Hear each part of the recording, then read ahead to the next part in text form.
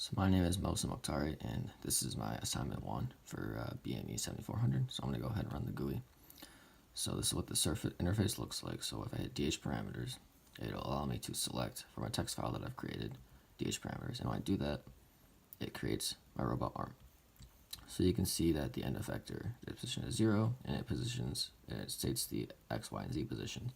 So I can go ahead and move it manually by hitting the joints. And you can see that each time I press it, the slider will move. And so you can see the end effector position will change X and Y position and Z position. Since it's always 0, it will not change. So therefore I can then go and connect it to my Arduino. I already have the inputted COM port that mine is connected to. So I hit OK. And if it's successful, it'll say port successfully open. And then now I can use my Arduino that's connected to a potentiometer in order to change the robot arm based on a voltage read. So it asks how many steps I want to take. I'll enter 40.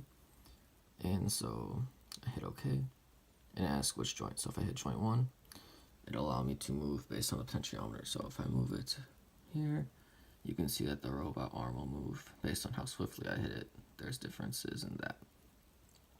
And so now it says done once you're done. And you can see the end effector position traveled there.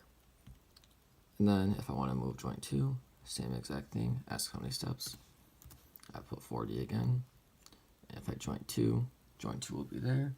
I can move it all around depending on how I want to. And each time the end effector position will continue to change based on how I move it. And then once it's finished, it'll say done. So you can see that the X position is now in the negatives and the Y position is also in the negatives.